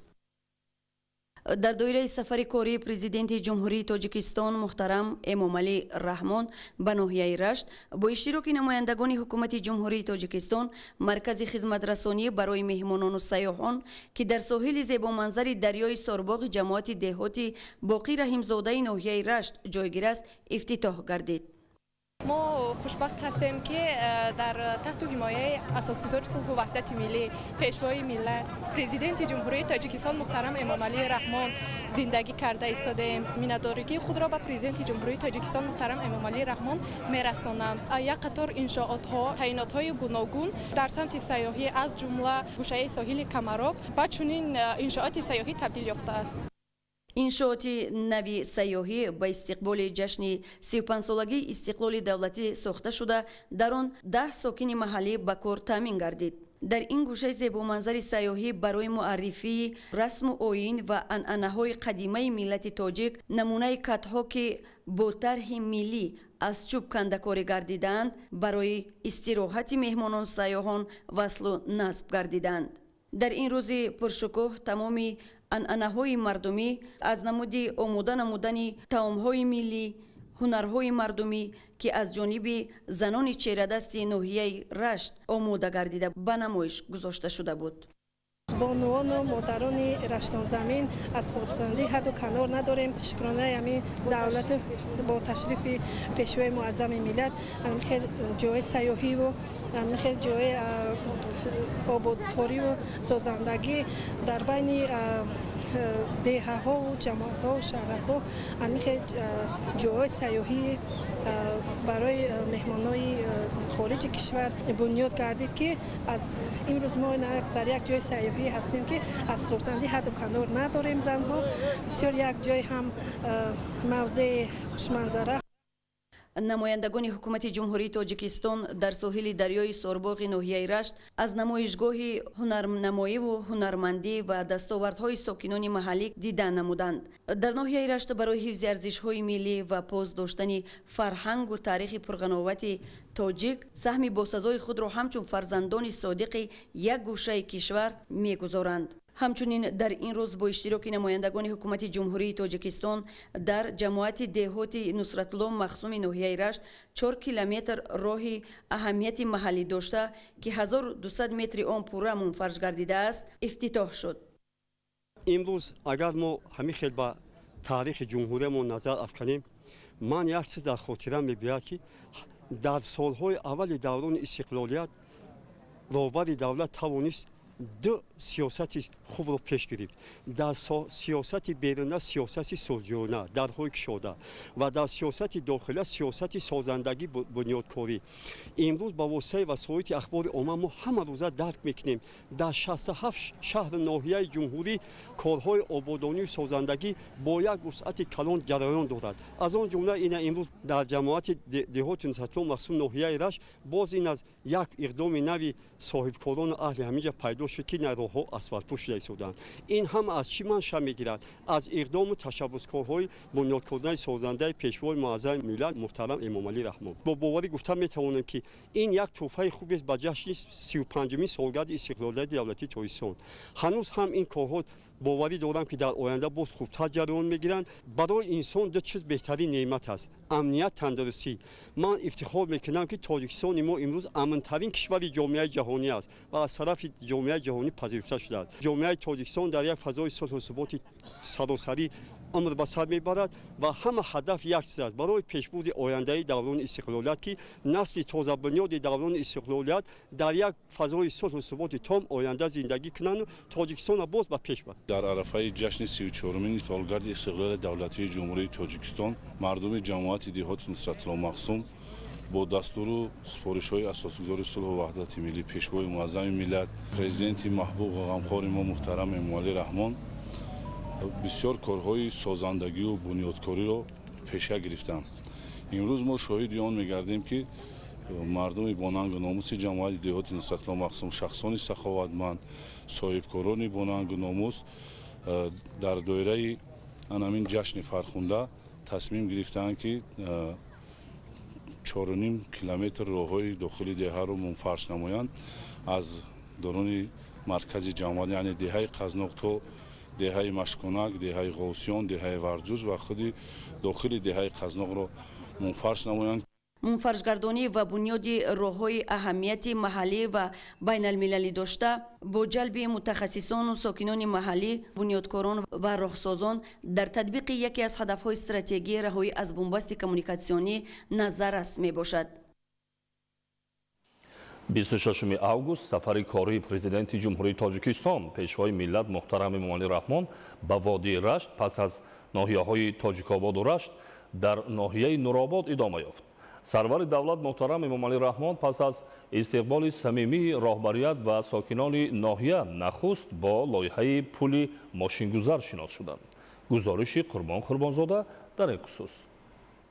26 август сафари кории президенти ҷумҳурии тоҷикистон пешвои миллат муҳтарам эмомалӣ раҳмон ба водии рашт пас аз ноҳияҳои тоҷикободу рашт дар ноҳияи нуробод идома ёфт. сарвари давлат муҳтарам эмомалӣ раҳмон пас аз истиқболи самимии роҳбарият ва сокинони ноҳия нахуст бо лоиҳаи пули мошингузар шинос шуданд. иншоот аз лиҳози тарҳу услуб бузургтарин пули мошингузар дар миқёси ҷумҳурӣ буда бо дарозаи 920 метр ва паҳноии 15 метр сохта мешавад. дар асоси дастури роҳбари давлат муҳтарам эмомалӣ раҳмон ин лоиҳа то моҳи ноябри соли 2027 бояд пурра татбиқ карда шавад. пули мошингузар дар оянда на танҳо воситаи ба ҳам пайвастани ду соҳили обанбори Роғун дар маҷрои руди Сурхоб, балки аз лиҳози замина гузоштан ба истифодаи васеи имкониятҳои саноативу сайёҳӣ дар ташаккули иқтисоди миллӣ аҳамияти калидӣ дорад. ташаббус ва иқдоми навбатии роҳбари давлат муҳтарам эмомалӣ раҳмон бунёди бузургтарин пули мошингузар дар водии рашт дар амалӣ гаштани яке аз ҳадафҳои стратегии кишвар баромадан аз бунбасти коммуникатсионӣ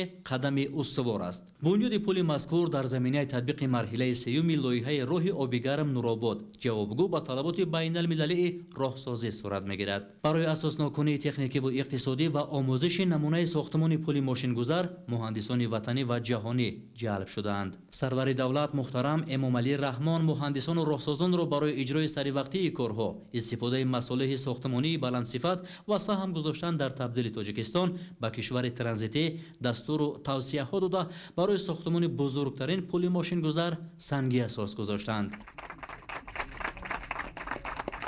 дар ҳамин ҷо президенти ҷумҳурии тоҷикистон пешвои миллат муҳтарам эмомалӣ раҳмон 75 километр роҳҳои маҳаллии мунфаршудаи деҳоти шаҳри Роғун ва ноҳияи Нурободро фосилавӣ ба истифода доданд. ин роҳҳо дар доираи татбиқи лоиҳаи масири обигарм Нуробод таъмиру навсозӣ шуда ҷамоатҳои Муҷихарф, Меҳробод, Сафедчашма ва оби меҳнати ноҳияи Нуробод ва ҷамоати обигарми шаҳри Роғунро ба шоҳроҳи асосӣ мепайванданд. 57 сол шин мо дар ҳамин маҳалла зиндагӣ мекунем. мега ку ҳар шаб зи худ пус агар ту мардӣ имрӯз чӣ хизмате ба мардум кардӣ. шумо бине ки ҷаноби ёлӣ чӣ хел хизмат ба мо кардай. ҳар баҳору тирамо мешид мо дар ира азоб мекашидем. кӯдакон мерафтан мактаб мемон то миёношона при лой буд. мо бисёр азобҳои сахт доштем. не ки мо бовар доштем ки як рӯз не як рӯз обод мешавад. мо эмомалӣ раҳмон дорем. ҳолати хуби ин ҷодаҳо ба беҳшавии шароити зиндагии наздик ба 100 000 сокини деҳоти шаҳри Роғун ва ноҳияи Нуробод замина мегузорад. чун дастрасӣ ба таҳсилот, хизматрасониҳои тиббӣ ва таҳвили маҳсулоти кишоварзӣ ба бозорҳои пойтахт аз ҷумлаи масъалаҳои маҳсуб меёбанд ки бо вазъи хуби роҳҳо вобастагии амиқ доранд. хонандагоем ки мактаб мерафтанд пойҳошон пури лой дер мекарданд, аз дарки дер мемонданд, дар озмунҳо иштирок карда наметавонистанд. ҳамин ободисозиҳо дар рушди таҳсилоти хонандагон мусоидат намуданд. ин тадбир ки дар заминаи ташаббусҳои пешвои миллат муҳтарам эмомалӣ раҳмон вобаста ба неку аҳволи мардум амалӣ гардид, хушҳолӣ ва сарафрозии сокинони ин деҳотро афзун намуд.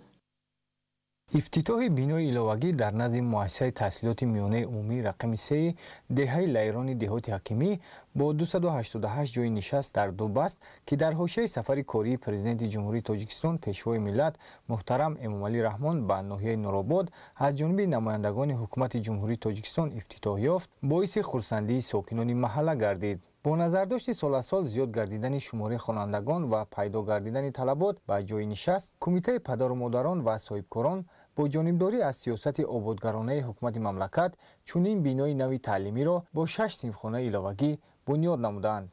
یکی از سمت‌های اصلاحات سوهای معارف کشور این ساختمان و مورد عمل قرار گرفتن مؤسسه تعلیمی به طلبات زمان جوابگو و مستحکم نمودن پایه مادی و تکنیکی مؤسسه‌های تعلیمی به شمار می رود. یکی از مشکلات روزمره ساحه این نرسیدن صنفخانه‌های تعلیمی و اشیا و واسطه‌های معاصر تعلیم می باشد. وابسته بر این ساختمان و از نوسازی مؤسسه‌های تعلیمی با سهم حکومت جمهوری تاجیکستان، صاحبکاران، مردم محل، شخصان احسانکار و سخاوت پیشه در نزد بیشتر مؤسسه‌های تعلیمی به نقشه گرفته شده ادامه دارد. افتتاح بینای دوشونه مؤسسه تعلیمی تا مکتبی در دهه صداقت دهات حکیمی در زمینه دستور سپارش‌های سرور دولت محترم امامعلی رحمان وابسته به فراگیری بیشتر کودکان به تحصیلات تا مکتبی از طرف صاحبکاران و سهم اهالی بنیاد گردیده دارای شرایط ارزنده می باشد. بینا از 8 حجره عبارت بوده در آن 40 کودک به تعلیم و تربیت تا مکتبی جلب می گردند که 100% فراگیری تحصیلات بروقتی کودکان را در این دهه دوردست تأمین می نماید. از افتتاح این مؤسسه سوهای معارف که برای رشد و قابلیت ذهنی و جسمانی کودکان و آماده گردیدن آنها به زینه نوبتی تحصیلات مساعدت می‌کند، ساکنان اظهار منتداری کرده بابت سهم گذاشتن در آبادی محل و تربیت نمودن فرزندان در روحیه وطن‌دوستی و خویشتن‌شناسی هوسمندی خویش را بیان نمودند. افتتاح بینای نوی مؤسسه تحصیلات عمومی رقم 32 با 288 جای نشست در دهه دو شاخه زمین دهات مهرآباد با امکانات وسیع و معاصر علم آموزی تحفه خوب گردید برای ساکنان بخصوص اهل آموزگاران و محصلین این دهه دوردست. با کمک دستگیری صاحبکاران محلی و مردم دو دههای دو شاخه زمین و دههای سبک مکتب به استفاده داده شد. صنفخانه ها کمتر بودن نمی رسید، برای همین مردم بسیار خرسندی میکنند که فرزندان آنها در مکتب زمانوی و در مکتب بسیار خوب تحصیل خودش را دوام بدهند. بینا خوش‌طرح و زمانوی ساخته شده، صنفخانه ها با تمام نمود تجهیزات، میز و کرسی و عیانیت مجهز گردانیده شدند. انشاءات تازه افتتاح جهت استقبال شایسته از جشن 35 سالگی استقلال دولتی و فراهمسازی شرایط مساعد تعلیم و تربیت نسل نورس از جانب صاحبکاران و سهم اهالی ساخته شده در این زمینه مشکلات نارسایی جای نشست برطرف گردید. عین حال در ناحیه نورآباد 82 مؤسسه تحصیلات عمومی فعالیت نموده 18482 نفر به تحصیل فرا گرفته شدند. آموزگاران با اظهار خوشنودی از دستگیری‌های دائمی حکومت مملکت بخصوص پرزیدنت جمهوری تاجیکستان پیشوای ملت محترم امامعلی رحمان به ساحه علم و معارف با استفاده از چنین شرایط مساعد فراهم گردیده نسل نورس را در روحیه وطن‌دوستی و خویشتن‌شناسی، زبان آموزی و هنرآموزی تربیت می‌نمایند. 26 август президенти ҷумҳурии тоҷикистон пешвои миллат муҳтарам эмомалӣ раҳмон дар идомаи боздид аз ноҳияи нуробод ба фаъолияти муҳимтарин иншоот дар водии рашт роҳи оби гарм нуробод оғоз бахшиданд.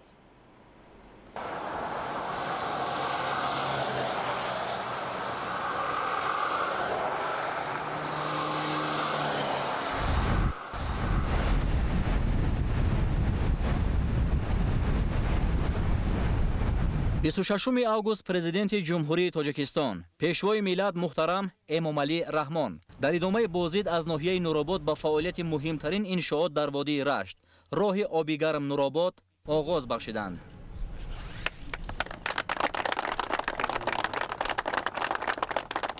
лоиҳа дар идомаи таваҷҷӯҳи роҳбари давлат муҳтарам эмомалӣ раҳмон вобаста ба беҳсозии шароити рӯзгори мардум иҷро шуда тоҷикистонро ба татбиқи ҳадафи стратегии раҳоӣ аз бунбаси коммуникатсионӣ наздик мекунад. ин масир пойтахтро бо марказҳои маъмурии ноҳияҳои нуробод, рашт, сангвор, тоҷикобод ва лахш пайваст намуда равобит дар ҳама самтҳо аз ҷумла гардиши савдо байни тоҷикистону қирғизистон ва транзити минтақавиро густариш медиҳад. ҳаракат дар масири қаблӣ ба самти ноҳияҳои водии рашт ронандагону мусофиронро дар бештари ҳолат рӯ ба рӯи ҳаводиси нохуш менамуд. фаслҳои баҳору зимистон дар ин ҷодаҳои кӯҳӣ ва фосилаи наздик ба нишибиҳои тӯлонӣ резиши сангу кӯҳпора, яхбандӣ, лағжиши замин ва дигар ҳолатҳои пурхатар шиддат меёфт. вазъи мураккаби роҳ ба рушди соҳаи иқтисоду иҷтимоиёт низ дар ин ноҳияҳо монеаҳои ҷиддӣ мегузошт.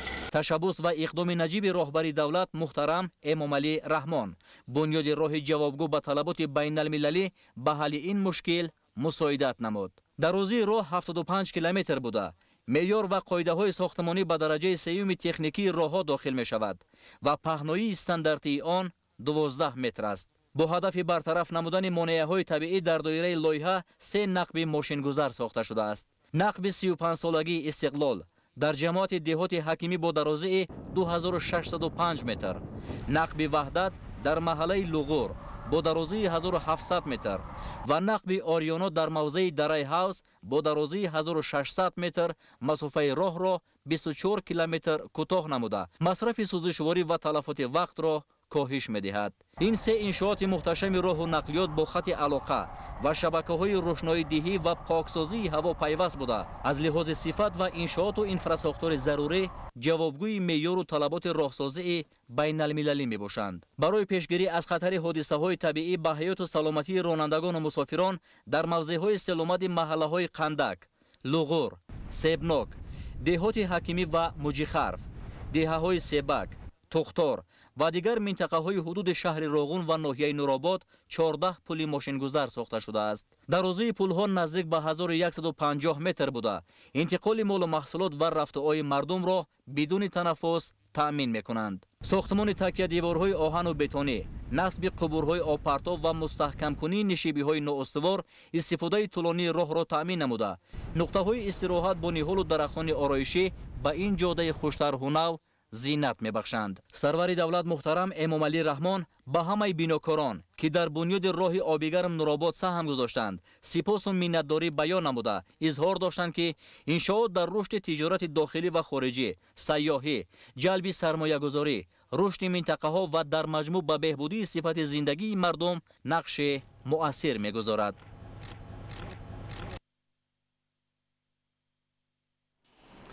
26 август президенти ҷумҳурии Тоҷикистон пешвои миллат муҳтарам Эмомалӣ Раҳмон роҳи таъмиру навсозишуда аз гардиши Роғун оби гарм то маркази шаҳри Роғунро ба истифода доданд.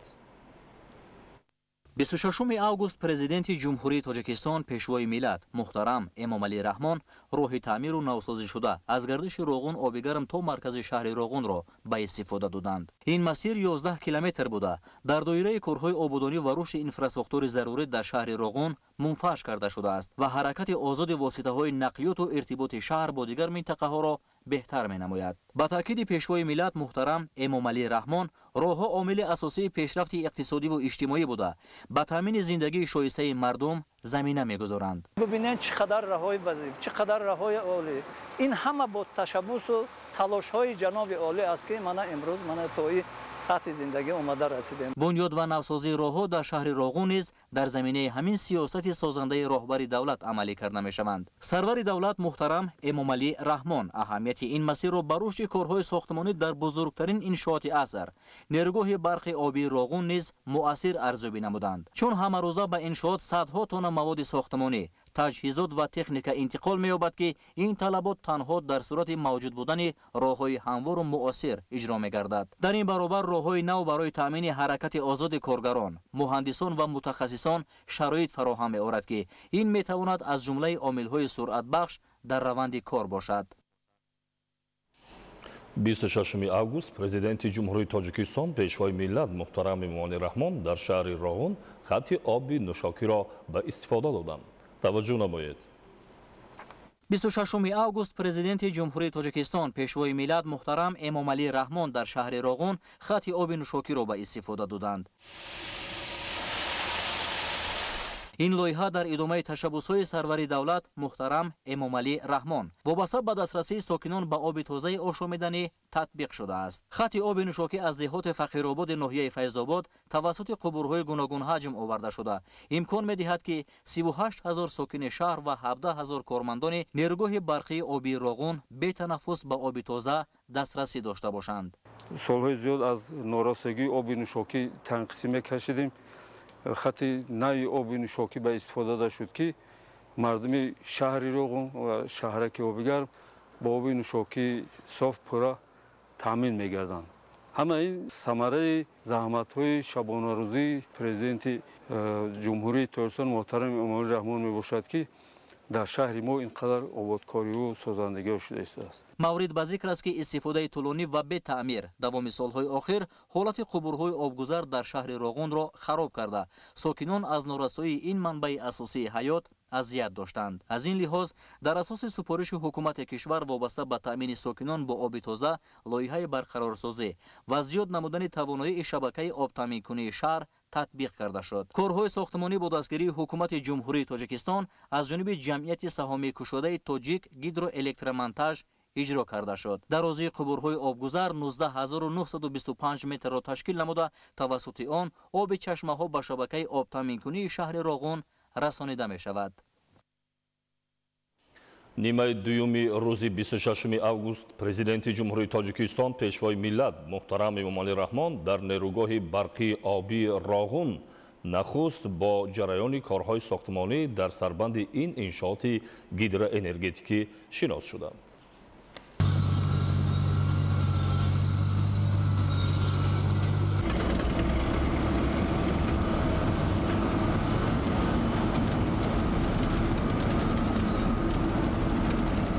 26 август президенти ҷумҳурии тоҷикистон пешвои миллат муҳтарам эмомалӣ раҳмон дар нерӯгоҳи барқии обии роғун нахуст бо ҷараёни корҳои сохтмонӣ дар сарбанди ин иншооти гидроэнергетикӣ шинос шуданд. Сарбанди нерӯгоҳи барқии обии роғун баландтарин сарбанди хокию сангӣ дар ҷаҳон буда, сатҳи болоии он дар баландии 1300 метр ва сатҳи поёнии он бошад дар баландии 965 метр аз сатҳи баҳр воқеъ аст. Сарбанди нерӯгоҳ аз якчанд қисм ба монанди призмаи такядевори болоӣ, призмаи такядевори поёнӣ, борсанги призмаҳо, филтрҳои минтақаи гузариш ва ядрои сарбанд иборат аст.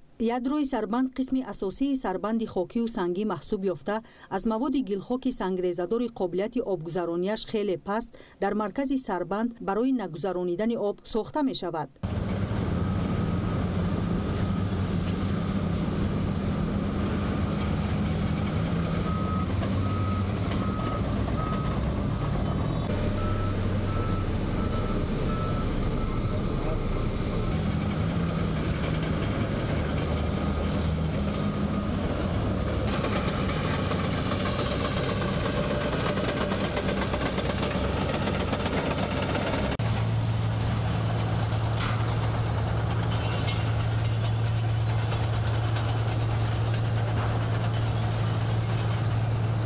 дар минтақаи сарбанди нерӯгоҳи барқи обии роғун кор ба таври шабонарӯзӣ дар ду баст ба роҳ монда шуда, ҳамарӯза зиёда аз 160 техникаю механизми пуриқтидор сафарбар карда мешаванд. Дар ин қитъаи сохтмонӣ дар баробари муҳандисону бинокорон, геодезистон ва кӯҳнавардон низ шабонарӯзӣ фаъолият карда барои бехатар гардонидани қитъаҳои сохтмонӣ бо симбандии ёнаҳои кӯҳ машғуланд.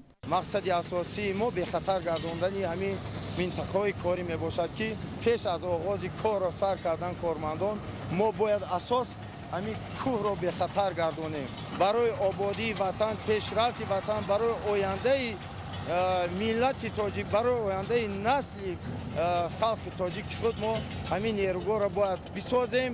зимни сафари кории қаблияшон президенти ҷумҳурии тоҷикистон муҳтарам эмомалӣ раҳмон ба нерӯгоҳи барқии обии роғун дастур дода буданд ки ба ҷараёни корҳои сохтмонӣ дар ядро бо истифода аз техникаву технологияҳои замонавӣ суръат бахшида шуда, масъулон дар моҳи августи соли 2025 ба сатҳи 1110 метр баланд бардоштани сарбандро таъмин намоянд. ба пешвои миллат муҳтарам Эмомалӣ Раҳмон иттилоъ дода шуд ки дар ин муддат хобонидани шағал дар призмаҳои такядевори болоӣ ва поёнии сарбанд ва мувофиқи технология қабат ба қабат хобонидани маводи гилхоку филтрҳо дар ядрои сарбанд то сатҳи 1105 метр аз сатҳи баҳр иҷро гардидааст. яъне дар муддати як сол сарбанд 70 метр баланд бардошта шуд. айни замон дар сарбанди нерӯгоҳи барқии обии Роғун корҳои хобонидани масъулаи инертӣ дар минтақаҳои кори 1, 2, 3 ва 4 ядрои сарбанд ки аз масъулаи гилхок ва филтрҳо иборат мебошад дар тарози 1104 метр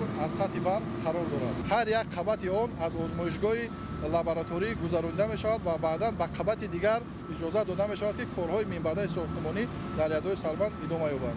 иттилоъ дода шуд ки дар минтақаи сарбанди нерӯгоҳ давоми соли 2025 дар ҳаҷми 12.7 миллион метри мукааб ва дар маҷмӯъ 33.7 миллион метри мукааб ҷинсҳои кӯҳӣ, шағал, гилхоки сангрезадор ва филтрҳои минтақаи гузариш хобонида шудааст ки он 42.6% ҳаҷми лоиҳавиро ташкил медиҳад. зиёда 8 сол мешавад ки ронанда ҳастам.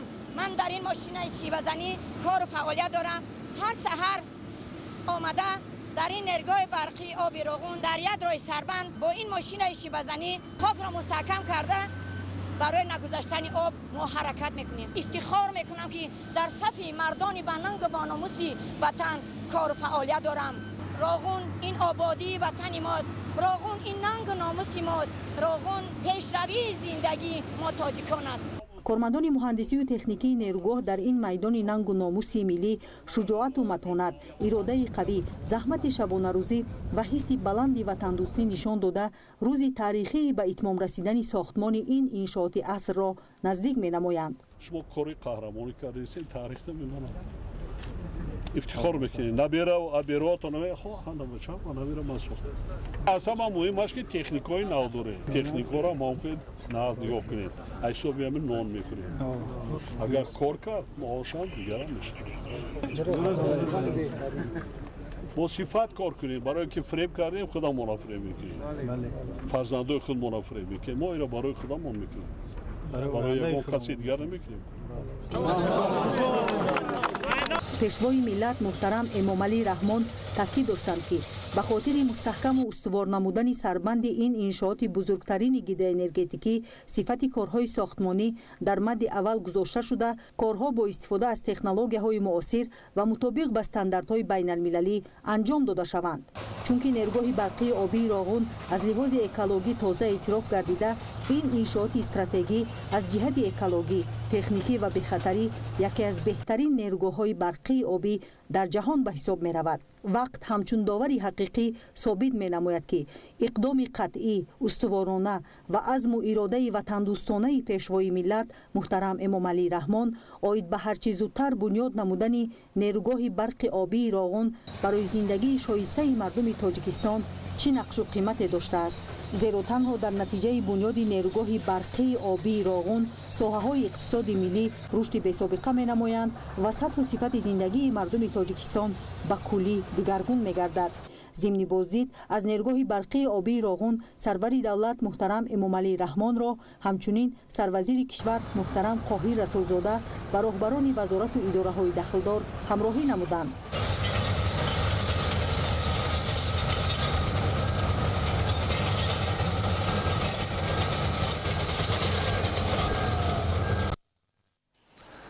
«26 август президенти ҷумҳурии Тоҷикистон пешвои миллат муҳтарам Эмомалӣ Раҳмон бо ҷараёни корҳо дар нақбҳои обрасони рақами 1 ва 2 нерӯгоҳи барқи обии Роғун шинос шуданд.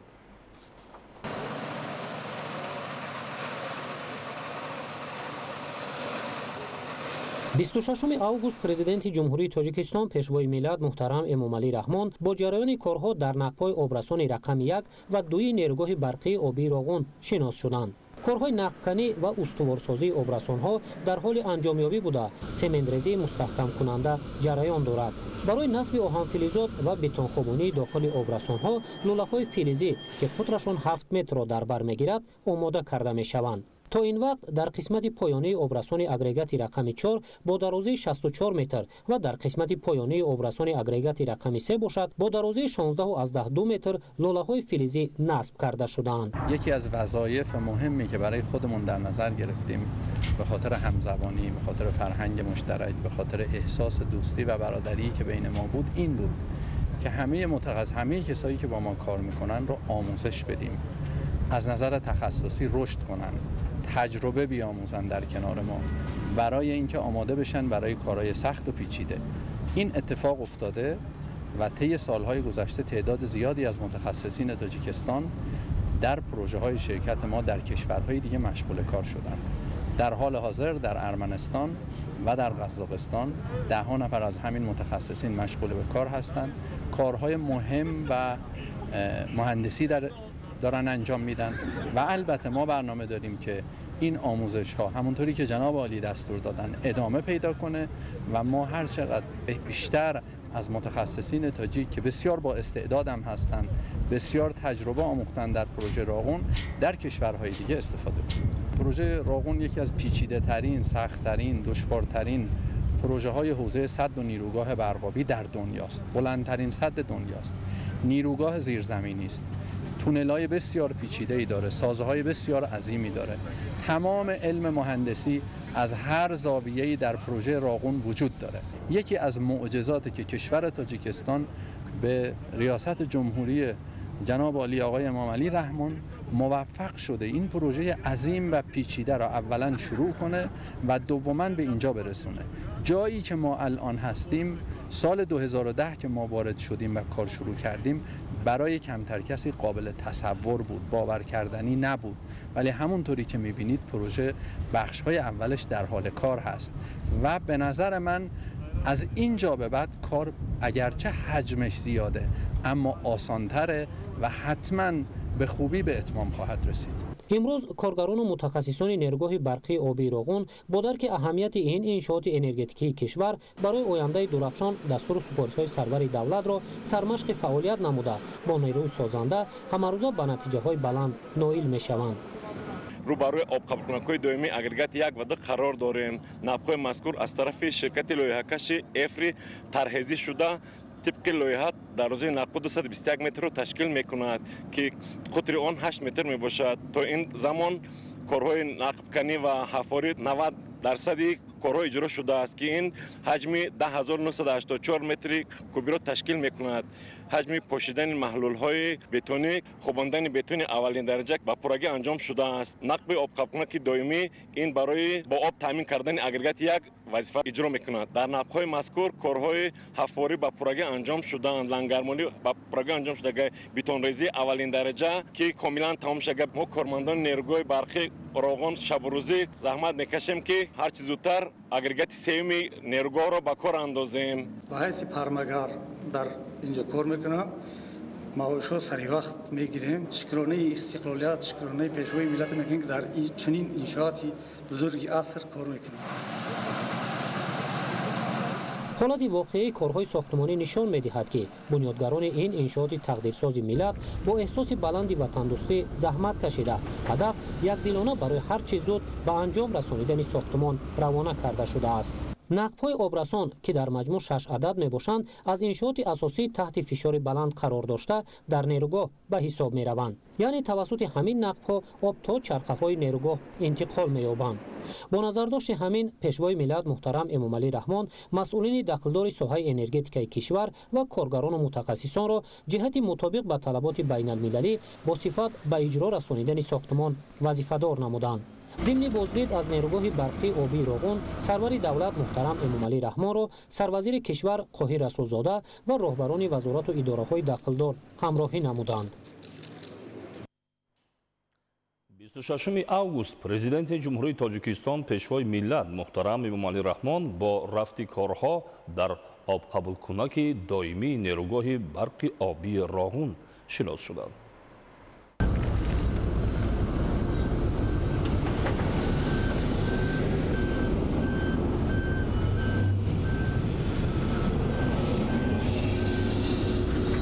26 август президенти ҷумҳурии тоҷикистон пешвои миллат муҳтарам эмомалӣ раҳмон бо рафти корҳо дар обқабулкунаки доимии нерӯгоҳи барқии обии Роғун